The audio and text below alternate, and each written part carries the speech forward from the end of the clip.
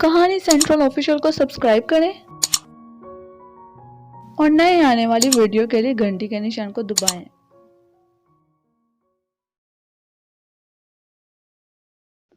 پچھلے ایپیسوڈ میں آپ نے سنا تھا کہ ناگ فلپ اور مونا کی مدد کرنے کے لیے پرانے قلعے کا رخ کرتا ہے تاکہ وہاں سے کسی سانپ کو بلا کر اس کی مدد سے پرانے چھپے ہوئے خزانے میں سے کچھ جواہرات نکال کر ان دونوں میاں بیوی کو دے سکے تاکہ وہ اس مشکل سے نکل سکیں۔ ناگ جب وہاں گیا تھا اس نے ایک سانپ کو بلایا، لیکن اس کے ساتھ ناگ کو وہاں دو زرد آنکھیں گھور کر دیکھ رہی تھی۔ کیا تھا ان دو زرد آنکھوں کا راز، یہ جانیں گے ہم اس ایپیسوڈ میں۔ تو ایپیسوڈ شروع کرتے ہیں۔ ناگ کھنڈر کے چبوترے پر آ کر بیٹھ گیا۔ وہ خزانے کے سانپ کا انتظار کر رہا تھا جو اس کے لیے قیمتی جواہر لینے کے لیے گیا تھا۔ زرد آنکھوں کا راز ابھی تک حل نہیں ہوا تھا کہ کس کی آنکھیں ہیں، وہ ناگ کو کیوں گھور رہی تھیں۔ ناگ کو اتنا معلوم ہو گیا تھا کہ یہ کسی انسان کی آنکھیں ہیں، لیکن وہ لومڑی کی آنکھوں کی طرح سے زرد تھی۔ ناگ کے چاروں طرف ٹھٹھرتی سرد رات کا گپ اندھیرا چھایا ہوا تھا۔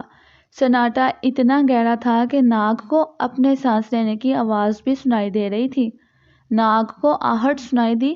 اس نے دیکھا کہ وہی لمبا سا کالا سانپ پتھروں اور خشک گھاس میں رینگتا ہوا اس کی طرف چلا آ رہا تھا۔ اس کا پھن زمین سے تھوڑا سا اٹھا ہوا تھا۔ اس نے اپنے منہ میں ایک چھوٹا سا ہار پکڑ رکھا تھا جس کے جواہرات اندھیرے میں ستاروں کی طرح سے چمک رہے تھے۔ سانپ نے قیمتی ہار ناگ کے قدموں میں لا کر ڈال دیا اور کہا، مقدس ناگ، کوئی اور حکم کیجیے۔ ناگ نے ہار اٹھا کر جیب میں رکھ لیا اور کہا، کوئی اور حکم نہیں، مگر یہ بتاؤ کہ اس ویران کھنڈر میں تھوڑی تھوڑی دیر بعد زرد آنکھیں کیوں دکھائی دیتی ہیں؟ کیا یہاں کوئی اسیب رہتا ہے؟ سانپ نے چاروں طرف پھن گھما کر دیکھا اور پھر آہستہ سے بولا تھا، مقدس ناگ، آہستہ بات کریں، یہ ایک خطرناک اسیب ہے جس نے اس قلعے کے کھنڈر پر قبضہ کر رکھا ہے۔ ناگ نے پوچھا کہ یہ کوئی جن بھوت ہے؟ سانپ نے ایک آہ بھر کر کہا تھا، مقدس ناگ، کسی کو کچھ پتا نہیں کہ یہ اسیب ہے یا کوئی جن بھوت ہے یا کوئی چڑیل ہے۔ یہاں رہنے والے سارے سانپ اس کے قبضے میں ہیں۔ میں بڑی مشکل سے آپ کے پاس آیا ہوں۔ اس اسیب نے میری ناگن کو عورت بنا کر اپنی قید میں ڈال رکھا ہے۔ میرے بچے اپنی ماں کے لیے تڑپ رہے ہیں، مگر میں اس اسیب کی قید سے اپنی ناگن کو نہیں چھڑا سکتا۔ یہ سن کر ناگ کے دل پر بڑا اثر ہوا۔ وہ خود سانپ تھا، اسی لیے اسے سانپوں سے بے حد ہمدردی تھی اور وہ کسی سانپ کو تکلیف میں دیکھ نہیں سکتا تھا۔ اس نے کہا کہ اگر یہ بات ہے تو میں ضرور تمہاری ناگن کو اس ظالم اسیب کی قید سے ضرور رہائی دلواؤں گا۔ کالے سانپ نے گھبرائی ہوئی آواز میں کہا تھا، نہیں نہیں مقدس ناگ، آپ اپنی جان خطرے میں نہ ڈالیں، اسیب بڑا خطرناک ہے۔ اس کی طاقت کا کوئی مقابلہ نہیں کر سکتا۔ ناگ کے لیے یہ ایک چیلنج تھا۔ اس نے گردن اٹھا کر کہا تھا، تم نے مجھے کیا سمجھ رکھا ہے؟ میں ناگ دیوتا ہوں۔ دنیا کا کوئی اسیب، کوئی جن بھوت میرے مقابلے پر نہیں آ سکتا۔ یہ ہار ایک جگہ دینے جا رہا ہوں، ابھی واپس آ کر اسیب کی خبر لیتا ہوں۔ یہ کہہ کر ناگ وہاں سے چل پڑا۔ مونا اور اس کا خاوند گھر میں آتش دان کے پاس بیٹھے ناگ کا انتظار کر رہے تھے۔ فلپ کہہ رہا تھا، میرا خیال ہے کہ وہ ہمارا دل بہلا کر چلا گیا ہے، اب وہ کبھی واپس نہیں آئے گا، چلو چل کر سو جاؤ۔ مونا نے کہا تھا کہ تم ناگ کو نہیں جانتے فلپ، اس کے پاس غیر معمولی طاقت ہے، وہ ضرور واپس آئے گا۔ اتنے میں ناگ وہاں پہنچ گیا۔ اس کو دیکھ کر فلپ نے مسکرا کر مذاق میں کہا تھا، معلوم ہوتا ہے کہ تمہیں اعلیٰ کے جن نے خزانہ لا کر دے دیا ہوگا، مگر تم تو خالی ہاتھ ہو ناگ۔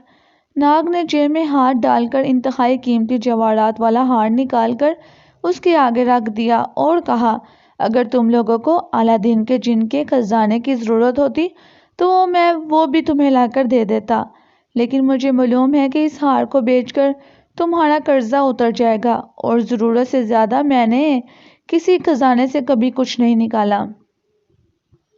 जवाहरात की चमक दमक से फिलिप और मोना की तो आंखें चकाचौंध हो गई थीं। उन्हें अभी तक यकीन नहीं आ रहा था कि वो इतने कीमती हार के मालिक बन गए हैं। नाग ने कहा था कि इत्मीनान रखो, ये चोरी का हार नहीं है, बल्कि पुराने किले के खंडर में से निकाल कर लाया हूँ। लेकिन खबरदार, तुमने इस खजाने की खोज में नहीं जाना। इसकी हिफाजत बड़ा जहरीला सांप कर रहा है, ये गलती कभी ना करना। मोना ने नाग का हाथ थाम लिया और कहा, मेरे भाई, तुमने अपनी बहन का घर उजड़ने से बचा लिया है। अब हम इस हार को फरोख्त कर कर अपना सारा कर्जा उतार देंगे। फिलिप भी बेहद खुश था, बार बार कीमती हार को देख रहा था। कहने लगा, इस हार को बेचकर और कर्जा अदा करने के बाद भी हमारे पास इतनी दौलत बच जाएगी कि हम अपने लिए मछलियां पकड़ने वाली नई कश्ती खरीद सकते हैं। नाग बोला था कि खुदा तुम दोनों को सलामत रखे, लेकिन मैं एक बार फिर से ताकीद करता हूँ कि लालच कभी ना करना। लालच का अंजाम हमेशा बुरा ही होता है। अच्छा, अब मैं जा रहा हूँ। कहाँ? इतनी रात के तुम कहाँ जाओगे? फिलिप ने नाग से कहा था। मोना भी नाग को बाहर जाने से मना करने लगी। नाग ने कहा था, मुझे एक ज़रूरी काम से जाना है, मैं यहाँ नहीं रुक सकता। जिंदगी रही तो फिर कभी मुलाकात होगी। अच्छा, खुदा हाफिज। ये कहकर नाग ने सलाम किया और वहाँ से चला गया। मोना की आंखों में आंसू भर आए थे। उसे नाग से भाइयों जैसा प्यार हो गया था। नाग ने उसकी मदद बहुत की थी, लेकिन नाग को खजाने के सांप की नागिन को जालिम असेब से बचाने जाना था और वो इसका वादा कर कर आया था। नाग सुनसान अंधेरी सड़कों पर से होता हुआ शहर से बाहर अंधेरे में डूबे हुए वीरान और तारीख किले के खंडर में आ गया। किले के खंडरों में चबूतरे के पास पहुंचते ही नाग ने इन जर्द आंखों को एक बार फिर से देखा था। ये आंखें एक सतून के पीछे से उसे झांक रही थीं। नाग ने चिल्लाकर कहा था, कौन हो तुम? सामने आओ। तुमने काले सांप की नागिन को क्यों कैद कर रखा है? इसे आज़ाद कर दो, नहीं तो मैं तुम्हें जिंदा नहीं छोड़ूंगा। जर्द आंखें एकदम से गायब हो गई थी। नाग ने काले सांप को आवाज़ दी। इसी सतून के पीछे से काला सांप निकलकर नाग के सामने आ गया और सहमी हुई आवाज़ में बोला था, मुकद्दस नाग, असेब कहीं आपको नुकसान न पहुंचा दे। आपकी ज़िंदगी हमारे लिए बहुत ज़रूरी है। नाग ने उसे डांटते हुए कहा था, तुम मुझे बुज़दिल समझते हो क्या? चलो मुझे इस जगह लेकर चलो जहाँ तुम्हारी नागिन को असेब ने कैद कर रखा है। यह कहकर नाग ने सांप की शक्ल इख्तियार कर ली। काला सांप नाग को लेकर खंडर में एक सुराख में घुस गया। ये सुराख आगे जाकर एक गाड़ में निकल गया था। यहाँ नाग ने देखा कि जगह जगह नबूतरे पत्थर जमीन में से कांटों की तरह से बाहर को निकले हुए हैं। एक जगह दीवार के साथ एक बड़ा सा मर्तबान रखा था जो ऊपर से ढका हुआ था। काले सांप ने इस मर्तबान की तरफ इशारा किया और सरगोशी में कहा था, मुकद्दस नाग, असेब ने मेरी नागिन को इस मर्तबान में डालकर बंद कर रखा है, मगर वो खुद मर्तबान से बाहर नहीं निकल सकती। इसको निकालने के लिए तुम्हें भी मर्तबान में जाना होगा, लेकिन मैं फिर कहूँगा कि आप अपनी जान खतरे में ना डालें। असेब किसी वक्त यहाँ पहुँच जाएगा। नाग ने सांप की सर्जनिश की और कहा, परे हट जाओ, तुम बुज़दिल सांप हो जो अपनी बीवी की भी मदद करने से घबरा रहे हो। मैं मर्तबान में जाकर तुम्हारी नागिन को बाहर निकाल कर लाऊंगा। ये कहकर नाग मर्तबान की तरफ बढ़ा। नाग के दिल में कैदी नागिन की मदद का जज्बा इतना शदीद था कि उसने कुछ सोचे समझे बगैर मर्तबान का ढकना उठा दिया और उसके अंदर दाखिल हो गया। दोस्तों, एक बात हमेशा याद रखो कि जब कोई तुम्हारे पास अपनी दर्द भरी कहानी सुनाने आए तो इसकी मदद करने से पहले हमेशा अच्छी तरह से सोच समझ लो कि कहीं ये आदमी तुम्हें किसी जाल में तो नहीं फंसा रहा। जब तुम्हें यकीन हो जाए कि वो वाकई दुखी इंसान है और तुम इसकी मदद कर सकते हो तो फिर अल्लाह ताला के भरोसे से उसकी ज़रूर मदद करो। लेकिन नाग जज्बात में आ गया था और उसने सोचा ही नहीं था कि कहीं उसके साथ धोखा तो नहीं हो रहा। जो ही वो मर्तबान में दाखिल हुआ तो बाहर काले सांप ने अपनी जून बदल ली थी। एक बिजली सी चमकी और काला सांप जो नाग को अपनी नागिन का झूठा किस्सा सुनाकर लाया था वो एक असेब में तब्दील हो गया था। उसका स्याह जिस्म किसी भूत की तरह से बन गया था और लूमड़ जैसे सर पर दो जर्द आंखें चमकने लगी थीं। ये वही जर्द आंखें थीं जो नाग को खंडर से घूर रही थीं। اصل میں اس اسیب نے ناگ کو پھانسنے کے لیے سارا جال بچھایا تھا۔ اسیب نے فوراً مرتبان کا ڈھکنا بند کر دیا۔ ڈھکنا بند ہوتے ہی مرتبان میں سفید رنگ کی گیس نکلنا شروع ہو گئی۔ ناگ نے گھبرا کر اپنا پھن اوپر اٹھایا۔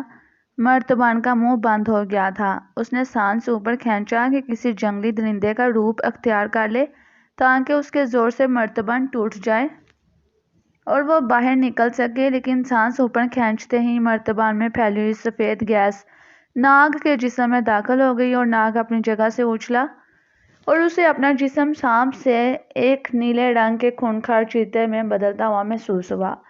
وہ اپنے جسم کو ایک خونخوار درندے کی شکل میں بڑا ہوتے دیکھ رہا تھا۔ مرتبان ٹوٹ گیا تھا۔ وہ مرتبان سے باہر تھا۔ ناگ شیر سے بھی بڑے سائز کے چیتے کی شکل میں غار میں کھڑا گڑگڑا رہا تھا۔ اس کے چاروں ہاتھوں کے نوکیلے پنجے باہر نکلے ہوئے تھے۔ ناگ نے اپنے سامنے دیوار کے پاس ایک بھوت جیسے اونچے لمبے آدمی کو کھڑے دیکھا جس کی آنکھیں زرد چمک رہی تھیں۔ ناگ کو یاد آ گیا کہ یہ وہی زرد آنکھیں تھیں جو کچھ دیر پہلے اسے کھنڈر کی تاریکیوں میں کبھی کسی ستون اور کبھی ٹوٹی ہوئی دیواروں کے پیچھے سے دیکھ رہی تھیں۔ ناگ نے محسوس کیا کہ اس کی یادداشت تو قائم ہے، مگر اس کا سر اپنے آپ اس بھوت نما انسان کے سامنے جھکا جا رہا ہے۔ یہ قلعے کا اسیب تھا۔ اس نے ایک بھیانک سا کہکا لگایا اور ناگ سے کہا تھا، مجھے ایک عرصے سے تمہارا انتظار تھا ناگ۔ اب تم میرے غلام ہو۔ میں تمہیں جو حکم دوں گا تم وہی کرو گے۔ اسیبی انسان نے ہاتھ بلند کر کر چھت سے لٹکتی ہوئی زنجیر کو جھٹکا دے کر نیچے کھینچا اور ناگ کی گردن میں اسے باندھ دیا۔ ناگ آہستہ آہستہ سے گڑگڑا رہا تھا، مگر نہ جانے اس اسیبی بھوت میں کیا بات تھی کہ ناگ اس کے سامنے اپنی گردن اونچی نہیں کر سکتا تھا۔ اسیبی بھوت نے ناگ کی زنجیر کو غار کی ایک ابھری ہوئی پتھریلی کوٹھنی سے باندھ دیا اور گرج دار ڈرونی سی آواز میں بولا تھا، تم یہاں سے کبھی آزاد نہیں ہوگے۔ مجھے تم سے ایک کام لینا ہے۔ یہی وہ خطرناک کام ہے جس کی خاطر میں نے تمہیں اپنا غلام بنا لیا ہے۔ یہ کہہ کر اسیبی بھوت کہکا لگاتا وہاں سے غائب ہو گیا تھا۔ ناگ نے اسیبی بھوت کے جانے کے بعد اپنی حالت پر غور کیا۔ اس کی یادداشت بالکل ٹھیک تھی۔ اسے امبر، ماریا، کیٹی اور تھیوسانگ بری طرح سے یاد آ رہے تھے۔ وہ اپنے تصور میں ان کی شکلیں دیکھ سکتا تھا۔ اسے یہ بھی یاد تھا کہ وہ ناگ ہے اور سانپ ہے اور اپنی جون بدل لیا کرتا تھا۔ اس نے سانس اوپر کھینچ کر اپنی جون بدلنے کی کوشش کی مگر کامیاب نہ ہو سکا تو وہ سمجھ گیا کہ اس کی طاقت جاتی رہی ہے، اب وہ کوئی دوسری شکل اختیار نہیں کر سکتا۔ اس کو اچانک یاد آیا کہ اسے تو سفید سانپ کے پاس واپس جانا ہے تاکہ انسانوں کو ان درندہ اور وحشی قاتلوں سے نجات دلا سکے جو ہر ہفتے ایک نئے بے گناہ انسان کو پھانس کر قلعے میں اس کی کھوپڑی اتروانے کا ہولناک منظر دیکھتے ہیں۔ اگر وہ وہاں جا کر قلعے کو تباہ نہ کر سکا تو نہ جانے کب تک یہ وحشی لوگ انسانوں کا خون بہاتے رہیں گے۔ ناگ نے زور لگا کر زنجیر کو توڑنا چاہا مگر وہ ایسا نہ کر سکا تھا۔ لوہے کی زنجیر بہت مضبوط تھی۔ ناگ ایک گسیلے چیتے کی طرح سے بیٹھ گیا اور اپنا چوڑے نتنوں اور نوکیلے زرد دانتوں والا باری بھرکم سر اپنے پنجوں کے اوپر رکھ کر سوچنے لگا کہ اسے کیا کرنا چاہیے۔ اس کو کالے سانپ کا خیال آیا۔ اسے یہ معلوم ہی نہیں تھا کہ یہی تو وہ اسیبی بھوت تھا جو مکارانہ چال کے ساتھ کالے سانپ بن کر اس کے پاس آیا تھا۔ ناگ نے سانپ کو آواز دی مگر وہاں کسی نے اس کی آواز نہ سنی۔ کوئی سانپ نہ آیا۔ اسے محسوس ہوا کہ شاید وہ پوری طرح سے سانپ کی زبان میں آواز نہیں نکال سکا تھا۔ ناگ سخت مایوسی کے عالم میں خاموش ہو کر بیٹھا رہا۔ وہ سوچ رہا تھا کہ اسے اگلے روز شام تک ضرور واپس بھیانک قلعے کے جنگل میں سفید سانپ کے پاس پہنچ جانا چاہیے تھا، کیونکہ اگلی رات کونٹ گارشیا ناگ کا طلسمی کھیل دیکھنے کے لیے اپنے تمام وحشی دوستوں کے ساتھ قلعے کے ٹھٹھر محل میں موجود ہوگا اور ناگ کو قلعے کی عقبی دیوار میں سے خاص پتھر کو باہر کھینچ کر سارے قلعے کو تباہ برباد کر دینا تھا تاکہ اس کے ساتھ ہی وہ سارے درندے نما لوگ بھی ختم ہو جائیں جو انسانوں کو نہ جانے کب سے اپنی درندگی کا نشانہ بنا رہے تھے۔ لیکن سوال یہ تھا کہ ناگ وہاں تک کیسے جائے؟ وہ تو اسیبی بھوت کی قید میں تھا۔ اس کے طلسم سے وہ ناگ سے چیتا بن چکا تھا۔ وہ سوچنے لگا کہ یہ اسیبی بھوت اس سے کیا کام لینا چاہتا ہے۔ ضرور یہ کوئی بہت بڑا مکروہ اور لوگوں کو تہس نہس کرنے والا کام ہوگا۔ لیکن اس وقت ناگ کونٹ گارشیا کے قلعے کی طرف جانے کو بےتاب تھا۔ ناگ نے دل میں دیوی تلالا کا خیال کیا۔ آج اسے دیوی تلالا کا بڑے عرصے بعد خیال آیا تھا۔ اس دیوی نے ہمیشہ ان دنوں کی مدد کی تھی۔ ناگ نے دیوی تلالا کا خیال دل میں لا کر کہا تھا، عظیم دیوی میری مدد کرو، میں عجیب سی مشکل میں پھنس گیا ہوں۔ اس کی فریاد کا کوئی اثر نہ ہوا۔ جب تیسری بار ناگ نے دیوی تلالا کو پکارا تو دیوی تلالا کی شکل سامنے دیوار میں نمودار ہوئی۔ ناگ نے سر جھکا لیا اور کہا، دیوی تلالا مجھ سے بھول ہو گئی ہے کہ سوچے بغیر میں اس میدان میں کود پڑا، میری مدد کرو۔ دیوی تلالا کی آواز آئی تھی، ناگ تم نے اپنے آپ کو بہت بڑی مصیبت میں مبتلا کر لیا ہے۔ میں تمہاری کھوئی ہوئی طاقت اور تمہاری انسانی شکل تمہیں واپس نہیں کر سکتی، لیکن تمہیں اتنی طاقت ضرور واپس کر سکتی ہوں کہ تم زنجیر توڑ کر یہاں سے نکل سکتے ہو۔ اس سے زیادہ میں تمہاری کوئی مدد نہیں کر سکتی۔ یہ کہہ کر تلالا دیوی کا ہیولا غائب ہو گیا تھا۔ ناگ نے تھوڑا زور لگا کر گردن کو جھٹکا دیا تو اس کی زنجیر ٹوٹ کر گر گئی تھی۔ ناگ آزاد تھا، وہ غار میں ایک طرف کو چلنے لگا۔ وہ اپنے چیتے کے بڑے بڑے نوکیلے نخنوں والے چاروں پنجے زمین پر رکھ کر آگے بڑھ رہا تھا۔ یہ ایک بھاری بھرکم کوی ہیکل نیلے رنگ کا چیتا تھا جس کی زرد آنکھیں بجلی کی طرح سے دور سے دکھائی دیتی تھیں۔ غار آگے جا کر تنگ ہو گیا تھا، ایک پتھریلا زینہ اوپر کو چلا جاتا تھا۔ ناگ اوپر چڑھا تو اسے روشنی دکھائی دی، یہ دن تھا۔ ناگ غار میں سے باہر نکلا تو دیکھا کہ سورج آہستہ آہستہ سے ڈھل رہا تھا۔ اس کا مطلب تھا کہ اسے شام کونڈ گارشا کے قلعے میں پہنچ جانا چاہیے تھا، کیونکہ آج رات تماشا دیکھنے کے لیے وہاں سارے وحشی لوگ جمع ہو رہے تھے۔ ناگ نے کھنڈر سے نکل کر دوڑنا شروع کر دیا۔ وہ یہ دیکھ کر بہت حیران ہوا کہ اس کے جسم میں ایسی پھرتی اور لچکیلا پن آ گیا تھا اور وہ بڑی تیز رفتاری سے دوڑ سکتا تھا۔ چیتے کی رفتار ویسے بھی 60-70 میل فی گھنٹہ سے زیادہ ہوتی ہے۔ ناگ دریا کے کنارے آ گیا اور وہ ویران جگہوں سے دوڑتا ہوا گزر رہا تھا کہ کوئی اسے دیکھ نہ لے۔ اسے یہ بھی خطرہ تھا کہ کہیں اسیبی بھوت جادو کے ذریعے اس کے فرار ہونے کا اس کو علم نہ ہو گیا ہو، نہیں تو وہ اسے وہیں پتھر بنا کر رکھ دے گا۔ مگر ناگ ایک بھلائی کے کام کے لیے جا رہا تھا، انسانیت کی بھلائی کا یہ کام وہ خوب سوچ سمجھ کر رہا تھا۔ اسے معلوم تھا کہ آج رات سارے درندے نما وحشی لوگ ٹھٹھر میں جمع ہوں گے، اور اگر آج رات انہیں نستہ نبوت نہ کیا گیا تو ہو سکتا ہے کہ ناگ کو اس کے بعد کوئی موقع نہ مل سکے۔ نہ جانے اسیبی بھوت اسے کہاں کہاں لے جائے اور ہیبت ناگ قلعے کے اندر انسانوں کے قتل کا خونی کھیل کبھی بند ہی نہیں ہو سکے گا۔ ناگ کی یعنی کہ نیلے چیتے کی رفتار 80 میل فی گھنٹے تک پہنچ گئی تھی اور وہ بجلی کی طرح سے لہراتا جھاڑیوں، درختوں اور لمبی سی گھاس میں دوڑتا چلا جا رہا تھا۔ ابھی سورج پوری طرح سے غروب نہیں ہوا تھا کہ ناگ کو دور آتش فشاں پہاڑوں کے عقب میں کونٹ کے خونی قلعے کے سیاہ مینار سے نظر آنے لگے تھے۔ آتش فشاں پہاڑ میں سے آج کچھ زیادہ ہی دھواں اٹھ رہا تھا۔ ناگ زکندے بڑھتا ہوا اس جنگل میں پہنچ گیا جہاں غار میں اس نے سفید سانپ کو انتظار کرنے کے لیے کہا تھا۔ اس نے دیکھا کہ غار کے منہ پر ایک طرف پتھروں کے پیچھے سفید سانپ پھن اٹھائے کھڑا تھا۔ اپنے سامنے نیلے رنگ کے بہت بڑے چیتے کو دیکھ کر سفید سانپ نے اپنا سر جھکا دیا تھا۔ ناگ سمجھ گیا تھا کہ سفید سانپ کو ناگ دیوتا کی بو آ گئی ہے۔ سفید سانپ نے کہا تھا کہ مقدس ناگ، آپ چیتے کی شکل میں کیوں ہیں؟ ناگ نے سانپ کی آواز میں کہا تھا، یہ ایک دردناک کہانی ہے، کیا تم میری بات سمجھ رہے ہو؟ کیوں نہیں مقدس ناگ، سفید سانپ نے کہا تھا، آپ کی زبان مجھے بڑی آسانی سے سمجھ میں آ رہی ہے۔ اب ناگ نے سفید سانپ کو اپنے ساتھ گزرا ہوا دردناک واقعہ سنایا تھا۔ اسیبی بھوت کے جادو کا مجھ پر وقتی اثر ہو گیا ہے، میں اس کا کوئی نہ کوئی توڑ نکال لوں گا، لیکن اس وقت سب سے اہم بات یہ ہے کہ ہمیں یہ معلوم کرنا ہوگا کہ مجھے قلعے کے ٹھٹھر حال میں تماشائی جمع ہو رہے ہیں کہ نہیں، کیونکہ آج مجھے وہاں طلسمی تماشا دکھانا ہے۔ سفید سانپ کہنے لگا تھا، عظیم ناگ دیوتا، یہ تو میں ابھی جا کر معلوم کیے دیتا ہوں، لیکن سوال یہ ہے کہ کیا آپ وہاں جا کر طلسمی کھیل دکھا سکیں گے؟ آپ تو اپنی جون نہیں بدل سکتے۔ ناگ بولا تھا، اس کی ضرورت ہی نہیں پڑے گی، ظاہر ہے وہاں خونخوار تماشائی جمع ہو جائیں گے، جب حال بڑھ جائے گا تو وہ میرا انتظار کریں گے، اتنی دیر میں پتھر نکال کر قلعے کو گرا دوں گا۔ ناگ نے سفید سانپ سے پوچھا کہ کیا اس نے قلعے کے اندر رہنے والے سانپوں کو خبردار کر دیا ہے؟ سفید سانپ نے کہا تھا، ان کو میں نے آج ہی وہاں سے نکل جانے کو کہہ دیا تھا، وہ سارے کے سارے قلعے کے نیچے سے نکل کر اس جنگل میں آگے ہوئے ہیں۔ ناگ بولا تھا، بہت خوب، اب شام کا اندھیرا ہو رہا ہے، میرے ساتھ آؤ، ہم قلعے کی طرف جائیں گے۔ ناگ نے سفید سانپ کو اپنی پیٹھ پر بٹھایا اور قلعے کی طرف دوڑنے لگا تھا۔ راستے میں انہوں نے دیکھا کہ آتش فشاں پہاڑ میں سے بڑا ہی گاڑھا سیاہ دھواں اٹھ رہا تھا۔ سفید صاحب نے کہا تھا، مقدس ناگ، آتش فشاں پہاڑ کے ارادے اچھے نہیں لگتے۔ ناگ چیتے کی شکل میں دوڑتا چلا جا رہا تھا۔ وہ قلعے کی عقبی دیوار میں اس جگہ آ کر رک گیا تھا جہاں ایک بڑی بھرکم پتھر باہر کو نکلا ہوا تھا۔ سفید صاحب نے اس پتھر کی طرف اشارہ کر کر کہا تھا، مقدس ناگ، یہی وہ پتھر ہے جس پر اس قلعے کی ساری عمارت کھڑی ہے۔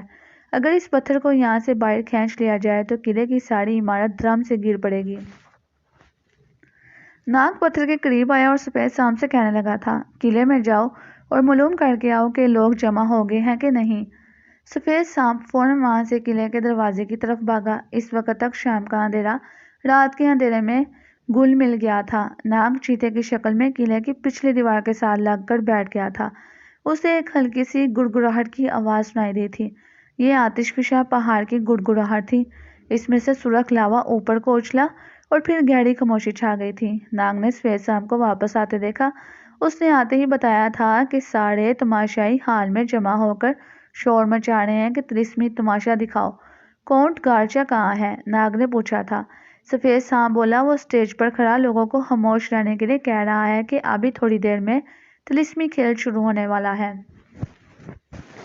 ناگ نے کہا تھا کہ اب مجھے یہ پتھر یہاں سے نکال دینا چاہیے کیونکہ اگر دیر ہو گئی تو لوگ ہال سے باہر آ جائیں گے اور سارا منصوبہ دھڑے کا دھڑا رہ جائے گا۔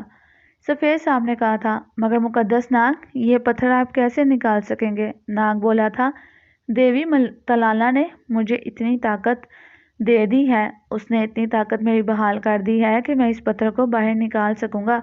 اس کے ساتھ ہی ناگ نے اپنے دونوں پنجوں سے باہر نکلے ہوئے سیاہ پتھر کو مضبوطی سے پکڑ لیا اور اپنی طرف کھینچنا شروع کر دیا۔ پہلے جھٹکے سے پتھر ذرا سا کھسکا تھا اور دوسرے جھٹکے میں پتھر قلعے کی دیوار سے باہر آ گیا تھا۔ پتھر کے باہر آتے ہی قلعے کی دیوار کانپ کر لرز گئی تھی۔ ناگ اور سفید صاحب دوڑ کر دیوار سے پڑے ہو گئے تھے۔ ان کے دیکھتے دیکھتے قلعے کی دیوار گر پڑی تھی۔ اس کے بعد انہوں نے قلعے کے میناروں کو ہلتے دیکھا تھا۔ یہ مینار جھوم کر ایک طرف کو درم درم سے گر پڑے تھے۔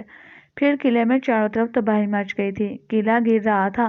تھیٹر کے ہال کمرے میں کونٹ گارچا اپنے ساتھیوں کے ہمراہ اسٹیج پر کھڑا درندہ تماشائیوں کو تسلی دے رہا تھا کہ اچانک ہال کمرے کی دیواریں لڑکھڑائیں اور پھر ہال کی چھت ایک زبردست کڑاکے کے ساتھ ٹوٹی اور وہ ویلا مچاتے چیختے چلاتے تماشائیوں پر دھڑام سے گر پڑی تھی۔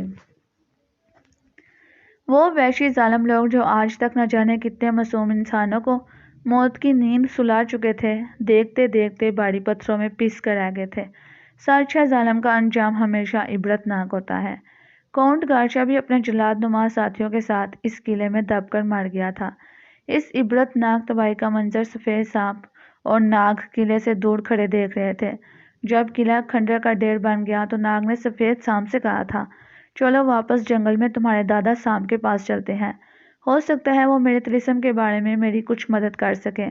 وہ جنگل کی طرف روانہ ہو گئے۔ ابھی وہ جنگل کے قریب پہنچے ہی تھے کہ اچانک زمین کانپی جیسے کہ بھونچال آ گیا ہو۔ درخت اپنی اپنی جگہوں پر لرزنے لگے تھے۔ سفید صاحب نے کہا تھا، مقدس ناگ، آتش فشاں پہاڑ پھٹ رہا ہے۔ اس کے ساتھ ہی ایک بھیانک سا دھماکہ ہوا اور آتش فشاں پہاڑ پھٹ گیا۔ اس میں سے لاوے کا کھولتا ہوا دریا بہنے لگا تھا۔ اس لاوے کا رخ قلعے کی طرف تھا جہاں کھنڈروں کا ڈھیر بنا ہوا تھا۔ سفید صاحب نے کہا تھا، لاوا جنگل کی طرف نہیں آ رہا، پھر بھی ہمیں دادا صاحب اور دوسرے سانپوں کو لے کر یہاں سے دریا کے پار کی طرف نکل جانا چاہیے۔ آتش فشاں پہاڑ میں رہ رہ کر دھماکے ہو رہے تھے۔ بڑے بڑے پتھر اوپر کو اڑ کر زمین پر دھماکوں کے ساتھ گر رہے تھے۔ زرد رنگ کا کھولتا ہوا لاوا قلعے کی طرف بڑھتا جا رہا تھا۔ وہ قلعے کے کھنڈروں کو اپنے آغوش میں لینے کو بےتاب تھا۔ یہ جہنم کی آگ تھی جو انسانوں کو ہلاک کرنے والے ظالموں کی لاشوں سے ان کے گناہوں کا بدلہ لینے جا رہی تھی۔ ابھی تک لاوے نے جنگل کا رخ نہیں کیا تھا۔ سفید سانپ اور ناگ دادا سانپ کی کھو میں پہنچے تو دیکھا کہ وہاں دوسرے سانپ بھی جمع تھے۔ سارے سانپ ناگ کے آگے جھک گئے تھے۔ دادا صاحب نے ناگ کو چیتے کی شکل میں دیکھا تو کمزور آواز میں بولا، مقدس ناگ، کیا آپ پر کسی طلسم کا اثر ہو گیا ہے؟ ناگ نے اپنے نوکیلے پنجوں کی طرف دیکھتے ہوئے کہا تھا، دادا سانپ، تم دیکھ رہے ہو کہ میں اپنی اصل شکل میں نہیں ہوں۔ پھر ناگ نے اسے اسیبی بھوت کے بارے میں بتایا تھا جس نے دھوکے سے اسے طلسمی مرتبہ میں ڈال کر چیتا بنا دیا تھا۔ اب میں کوشش بھی کرتا ہوں تو دوبارہ اپنی شکل کچھ واپس نہیں آ سکتا اپنی شکل میں۔ اس سلسلے میں دیوی تلالا بھی مجبور ہے۔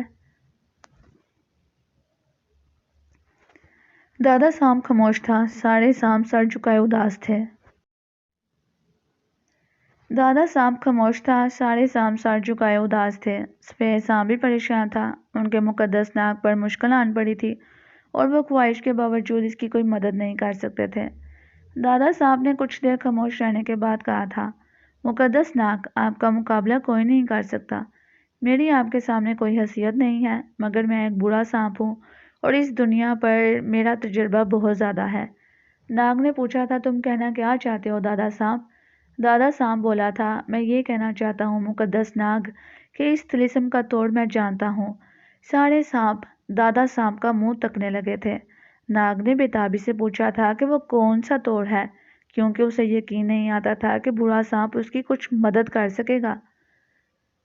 دادا صاحب نے کہا تھا، مقدس ناگ، جس سیب نے آپ پر طلسم کیا ہے وہ اس علاقے کا سب سے پرانا سیب ہے۔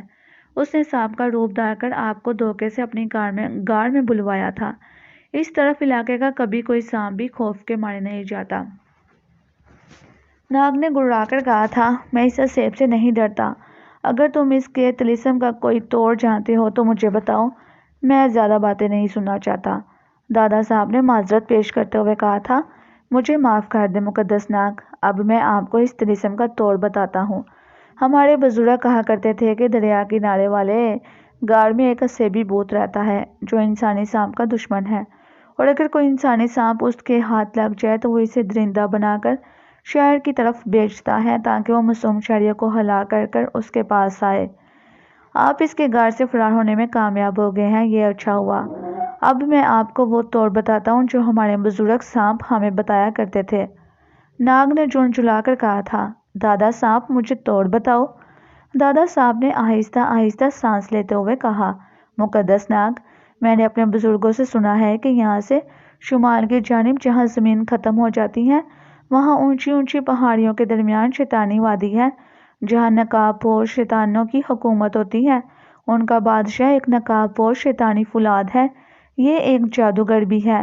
اس نے ایک نقلی چاند بنا رکھا ہے جو ہر روز ایک کنویں کے اندر سے نکل کر پہاڑیوں کے اوپر آ کر روشن ہوتا ہے۔ اس مصنوعی چاند کے اندر مٹی کا ایک انسانی پتلا ہے۔ اس پتلے کے جسم میں ایک کیل کھبا ہوا ہے۔ اگر آپ اس پتلے تک پہنچ کر اس کے جسم سے یہ کیل اکھاڑ کر پھینک دیں تو نہ صرف آپ دوبارہ سے انسانی شکل میں آ جائیں گے بلکہ اس شیطانی بستی پر سے بھی طلسم کا اثر ختم ہو جائے گا۔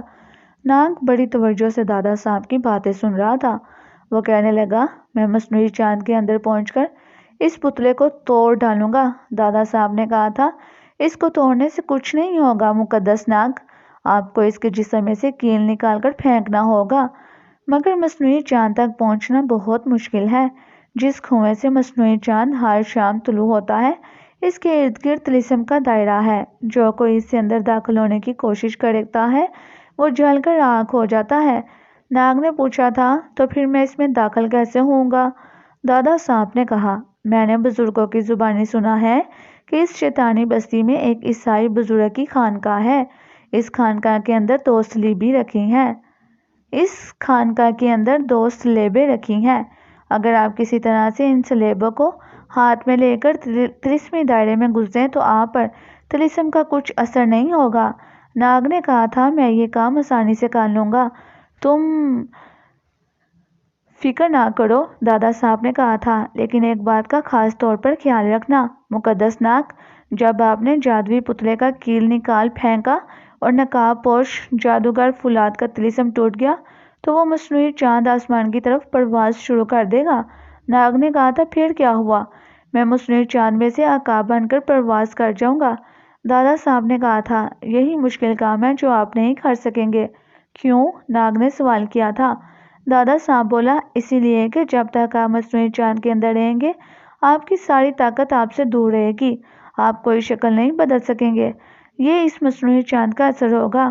ہمارے بزرگوں نے یہی کہا ہے۔ ناگ نے گڑگڑا کر اپنی گردن اوپر اٹھائی اور پنجہ زمین پر مار کر بولا تھا، میں شیطانوں کی بستی میں ضرور جاؤں گا، میں ساری زندگی ایک چیتا بن کر زندہ نہیں رہ سکتا۔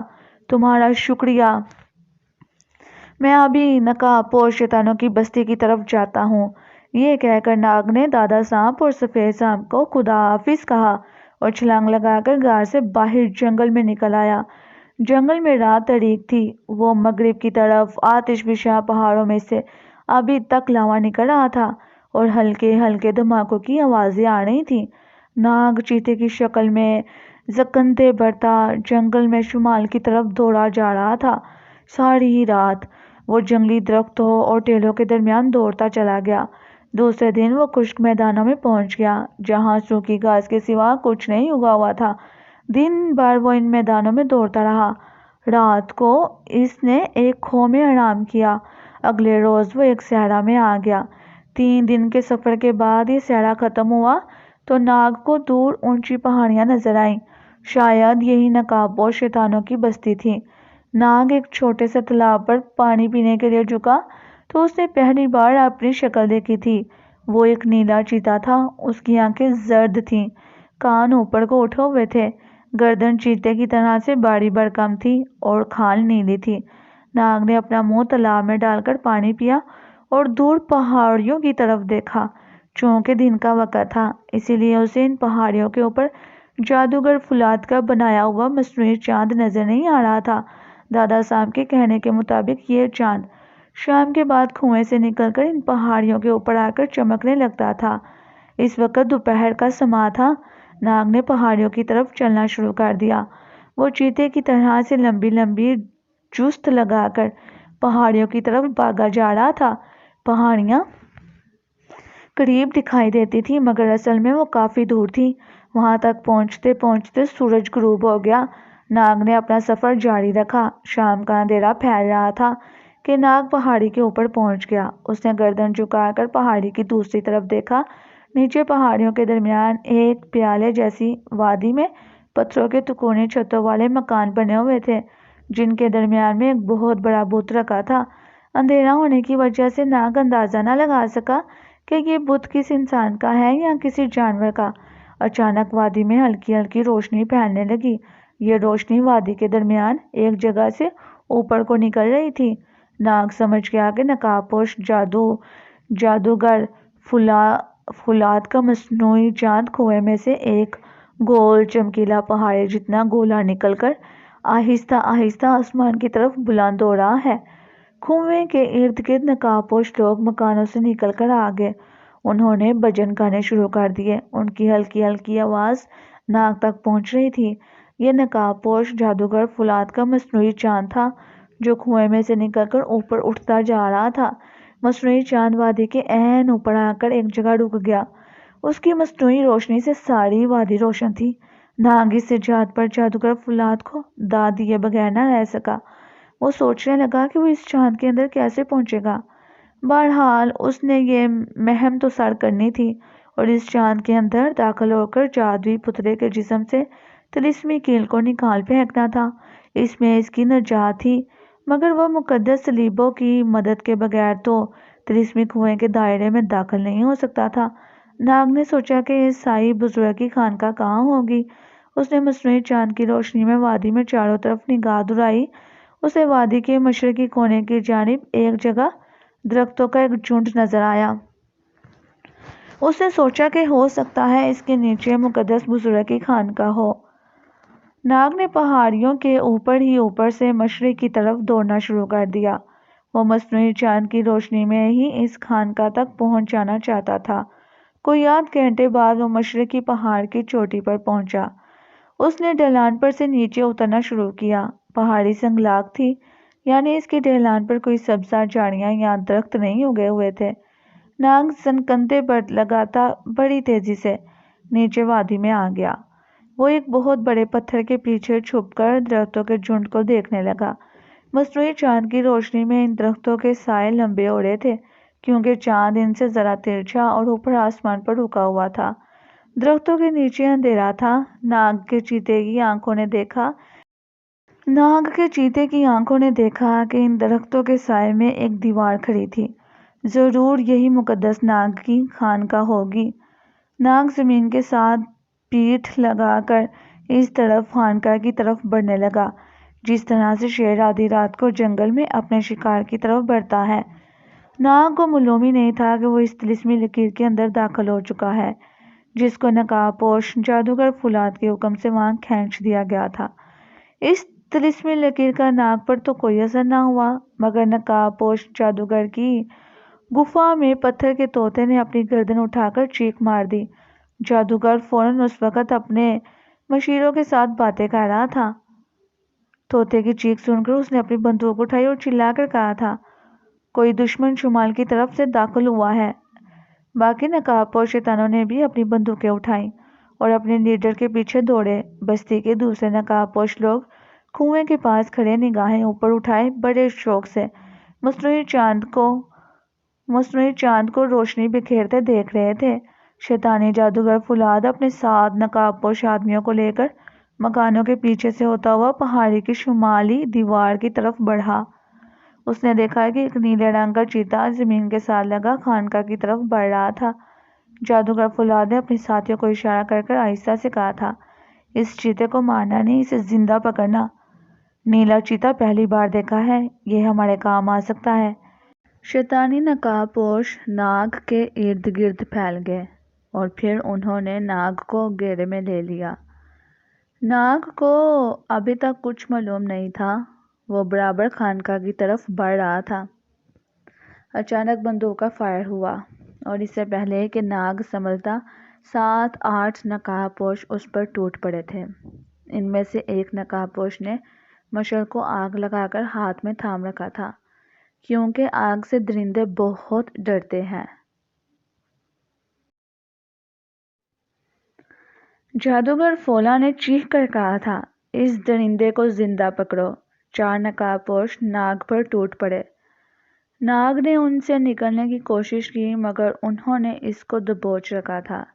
ان میں سے ایک نقاب پوش نے آگ سے جلتی مشعل ناگ کے سر پر ماری۔ ناگ نے اپنی پوری طاقت کو ایک جگہ جمع کر کے اس نقاب پوش کو ایسا ہاتھ مارا کہ اس کی گردن اس کے جسم سے الگ ہو گئی۔ یہ حالت دیکھ کر جادوگر فولاد نے ناگ پر بندوق کا فائر کر دیا، لیکن ناگ کی خوش قسمتی تھی کہ وہ اس سے پہلے چھلانگ لگا کر دوسری طرف گر گیا تھا۔ نقاب پوشوں نے لیڈر سے کہا تھا کہ اس کو ہلاک کر دیتے ہیں۔ فولا نے کہا، نہیں، یہ تو ہمیں زندہ چاہیے۔ فولا نے کہا تھا کہ اسے زخمی کر دو، مارنا نہیں۔ ناگ یہ سب کچھ سن رہا تھا۔ اس نے ایک داڑ ماری اور کلا بازی لگا کر فضا میں اچھلا اور پھر بجلی کی طرح سے غوطہ لگا کر پہاڑی کی طرف بھاگا۔ پیچھے سے اس پر بندوقوں کے فائر ہونے لگے تھے۔ گولیاں اس کے اوپر ہو کر گزر رہی تھیں، مگر ناگ نہ رکا۔ وہ دیکھتے دیکھتے نقاب پوشوں کی نظروں سے غائب ہو گیا۔ ناگ پہاڑی کی چٹانوں کے پیچھے پہنچ کر اوپر چوٹی کی طرف چلتا چلا گیا۔ نقاب پوش فولا نے پہاڑی کے نیچے کھڑے ہو کر حکم دیا، چیتا روپوش ہو گیا ہے، اس نے ہمارے 3 آدمی ہلاک کر ڈالے ہیں، ہم اسے زندہ پکڑیں گے۔ ان پہاڑیوں میں سراغ رساں شکاری نقاب پوشوں کو روانہ کیا جائے۔ نقاب پوش حکمران فولا کا یہ حکم اوپر پہاڑی میں چھپ کر بیٹھے ناگ نے بھی سن لیا تھا۔ اس نے سوچا کہ کسی جگہ چھپ جانا چاہیے اور چاند کے واپس کنویں میں جانے کا انتظار کرنا چاہیے، کیونکہ چاند کی روشنی میں اسے دیکھا جا سکتا تھا۔ دادا صاحب نے اسے بتایا تھا کہ مصنوعی چاند رات کے پچھلے پہر کنویں میں واپس اتر جاتا ہے اور پھر سورج نکلنے تک وادی میں اندھیرا چھایا رہتا ہے۔ ناگ نے اس اندھیرے میں اپنی مہم پر دوبارہ سے نکلنے کا پروگرام بنا کر پہاڑی کی چوٹی سے دوسری طرف اتر گیا۔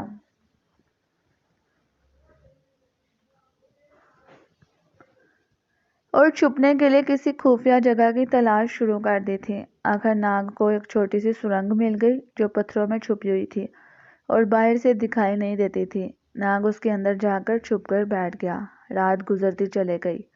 آدھی رات کے بعد اسے پہاڑی پر 2 آدمیوں کی آوازیں سنائی دیں۔ یہ نقاب پوش تھے جو اس کو تلاش کر رہے تھے، مگر انہیں سرنگ کا منہ نظر نہ آ سکا اور آوازیں دور ہو گئیں۔ پچھلے پہر کے قریب ناگ سرنگ سے باہر نکل آیا۔ اس نے دیکھا کہ آسمان پر سے مصنوعی چاند آہستہ آہستہ نیچے جا رہا تھا۔ پھر وہ کنویں کے عین اوپر آ گیا اور اس کی نظروں کے سامنے مصنوعی چاند کنویں میں اتر کر غائب ہو گیا۔ چاند کے ساتھ ہی اس کی روشنی بھی کنویں میں چلی گئی تھی اور پھر چاروں طرف گہرا اندھیرا چھا گیا تھا۔ کچھ دیر ناگ کو نقاب پوشوں کے بھجن گانے کی آوازیں آتی رہیں اور پھر یہ آوازیں بھی خاموش ہو گئی تھیں۔ اب ناگ پچھلے پہر کی تاریکی میں خانقاہ میں داخل ہونے کی کوشش کر سکتا تھا، کیونکہ آدھے گھنٹے کے بعد سورج نکلنے والا تھا اور سورج کی روشنی میں ناگ کچھ نہیں کر سکتا تھا۔ چنانچہ ناگ نے ایک بار پھر سے پہاڑی پر سے نیچے اترنا شروع کر دیا۔ پہاڑی پر اور پہاڑی کے نیچے اندھیرا ہی اندھیرا تھا۔ کسی نقاب پوش کی آواز نہیں آ رہی تھی۔ ناگ کو معلوم تھا کہ جس طرف سے اس نے خانقاہ کی طرف داخل ہو جانے کی کوشش کی تھی وہاں کوئی طلسمی حصار تھا جس نے نقاب پوشوں کو خبردار کر دیا تھا۔ اب وہ اس حصار سے بچ کر دوسری طرف سے خانقاہ کی طرف بڑھا۔ یہاں ایک چھوٹی سی کھائی تھی جو خانقاہ کے عقب کی طرف جا رہی تھی۔ ناگ اس کھائی میں سے پھونک پھونک کر قدم رکھتا چلا جا رہا تھا۔ جب اسے کھائی کے باہر درختوں کا جھنڈ نظر آیا تو وہ کھائی کی دیوار پھاند کر باہر نکل آیا۔ اس کے سامنے اندھیرے میں ایک دیوار تھی۔ یہ خانقاہ کی دیوار تھی۔ دیوار کے نیچے ایک سحرابی دروازہ بنا ہوا تھا جو بند تھا۔ ناگ نے دروازے کو زور سے دھکا دیا تو وہ کھل گیا۔ اندر ایک تہہ خانہ تھا، اندھیرا اور تاریک۔ ناگ کی زرد آنکھیں اس اندھیرے میں بھی دیکھ رہی تھیں۔ اس تہہ خانے کے وسط میں ایک تختے پر 2 سلیبیں پڑی تھیں۔ ناگ نے قریب جا کر دیکھا، یہ لکڑی کی سلیبیں تھیں۔ ناگ نے ایک سلیب کو اٹھا لیا اور خانقاہ سے باہر نکلا۔ اب اس کا ٹارگٹ وہ کنواں تھا جس میں سے نقاب پوش پھولا کا مصنوعی چاند ہر شام طلوع ہوتا تھا اور اب اس کے اندر غروب ہو چکا تھا۔ سلیب مل جانے کی وجہ سے ناگ کے اندر ایک زبردست سا حوصلہ اور طاقت آ گئی تھی۔ وہ دوڑتا ہوا کنویں کے قریب آ گیا۔ اسے معلوم تھا کہ یہاں طلسمی دائرہ بنا ہوا ہے، مگر اسے یہ بھی حوصلہ تھا کہ اس کے ہاتھ میں مقدس سلیب ہے اور یہ طلسمی حصار اسے جلا نہیں سکتا۔ ناگ نے گردن جھکا کر دیکھا۔ کنویں کے چند قدموں کے فاصلے پر سرخ رنگ کی ایک لکیر کنویں کے ارد گرد پھیلی ہوئی تھی۔ ناگ اس لکیر پر سے گزر کر ہی کنویں کی منڈیر تک پہنچ سکتا تھا۔ سلیب کی وجہ سے ناگ کے اندر بڑی جرأت آ گئی تھی۔ اسے یقین تھا کہ طلسمی لکیر اس کا کچھ نہیں بگاڑ سکے گی۔ چنانچہ وہ سلیب ہاتھ میں لیے طلسمی لکیر کے اوپر سے گزر گیا۔ لکیر کے اوپر سے گزرتے ہی کنویں کے چاروں طرف شعلے ہی شعلے بلند ہونے لگے تھے، مگر یہ شعلے ناگ کو کچھ نہیں کہہ رہے تھے۔ اس کے جسم کا ایک بھی بال نہیں چلا تھا۔ سلیب بھی اس کے ہاتھ میں اسی طرح سے پکڑی ہوئی تھی اور سلیب کے گرد مقدس ہالہ روشن تھا۔ ناگ لپک کر کنویں کی منڈیر پر جا بیٹھا۔ بستی کی طرف شور مچ گیا۔ نقاب پوش مکانوں سے نکل نکل کر کنووں کی طرف دوڑتے چلے آئے تھے۔ انہوں نے نیلے چیتے کو کنویں کی منڈیر پر دیکھا تو فائرنگ شروع کر دی، مگر گولیاں سلیب کے ادھر سے ادھر ہو کر گزر جاتی۔ ناگ نے نیچے جھانک کر دیکھا، کشادہ کنویں کے اندر ایک بہت بڑے چاند کا گولا فضا میں اٹکا ہوا تھا۔ ناگ نے سلیب کو کنویں کی منڈیر پر رکھ دیا اور فوراً کنویں کے اندر چھلانگ لگا دی۔ وہ گول چاند کے اوپر جا کر گرا۔ اس نے دیکھا کہ چاند کسی مضبوط دھات کا بنا ہوا تھا۔ وہ بالکل گول تھا۔ وہ چاند پر رینگتا ہوا بڑے ہوئے پتھروں کو اپنے نوکیلے پنجوں سے پکڑتا چاند کے پہلو میں نیچے آ گیا۔ یہاں ایک گول سوراخ تھا جو چاند کے اندر جاتا تھا۔ ناگ اس سوراخ میں گھس گیا۔ اندر چاند میں ایک گول کمرہ بنا ہوا تھا جس کے درمیان اس چبوترے کی پتھریلی چوکی پر ناگ کو مٹی کا ایک پتلا نظر آیا۔ اس پتلے کے سینے میں چاندی کی ایک کیل سی کھوبی ہوئی تھی۔ یہی وہ کیل تھی جس کے بارے میں دادا سانپ نے بتایا تھا کہ اس کے باہر نکال دینے سے نہ صرف یہ کہ ناگ اپنی اصلی حالت میں واپس آ جائے گا بلکہ اس وادی پر جادوگر پھولا کا طلسم بھی ٹوٹ جائے گا۔ ناگ نے ایک سیکنڈ ضائع کیے بغیر پتلے کے سینے پر پنجہ مارا اور اس کا کیل کھینچ کر باہر پھینک دیا۔ کیل کے باہر نکلتے ہی چاند ایک دم سے اوپر بلند ہو گیا۔ ناگ نے سوراخ میں سے باہر جھانک کر دیکھا تو چاند کنویں سے 10-12 منزل اوپر آ گیا تھا۔ اسے دادا سام کی بات یاد آئی کہ چاند کے اندر رہنے کی وجہ سے ناگ کی طاقت کچھ عرصے تک معطل رہے گی۔ ناگ نے اپنے جسم کو دیکھا، وہ دوبارہ انسانی شکل میں آ چکا تھا، مگر چاند بڑی تیزی سے آسمان کی طرف اٹھتا چلا جا رہا تھا۔ ناگ نے نیچے وادی میں دیکھا۔ اسے مقدس سلیب روشنی کی لکیر بن کر کسی خانقاہ کی طرف جاتی نظر آئی، جبکہ باقی ساری وادی میں ہر شے غائب ہو چکی تھی۔ نہ کوئی نقاب پوش تھا، نہ کوئی مکان تھا، ساری وادی خالی خالی تھی۔ وہ کنواں بھی غائب ہو گیا تھا جس میں سے مصنوعی چاند نکلا تھا۔ ناگ کو درختوں کے جھنڈ میں صرف خانقاہ کی دیوار نظر آ رہی تھی، جس کے اوپر دونوں مقدس سلیبیں لگی نور پھیلا رہی تھیں۔ ناگ کو لے کر مصنوعی چاند بڑی ہی تیز رفتاری سے آسمان کی طرف اٹھتا چلا جا رہا تھا۔ نیچے پہاڑیاں آہستہ آہستہ دھندلی ہوتی چلی جا رہی تھیں۔ ناگ کو صرف مقدس سلیبوں کی نورانی روشنی ہی نظر آ رہی تھی۔ چند منٹوں کے اندر اندر یہ مصنوعی چاند زمین کے مدار سے نکل کر خلا میں آ گیا۔ اب نیچے زمین ایک چمکیلا سا گولا لگ رہی تھی۔ میرے پیارے ویورز، اس کے بعد کیا ہوا؟ اس سنسنی خیز واقعے کو جاننے کے لیے آپ کو انتظار کرنا پڑے گا نیکسٹ ایپیسوڈ کا انشاءاللہ۔ اوکے، ملتے ہیں پھر ایپیسوڈ کے ساتھ۔ جانتے ہیں کہ ناگ اس مصنوعی سیارے سے نکل پایا یا نہیں۔ اللہ حافظ۔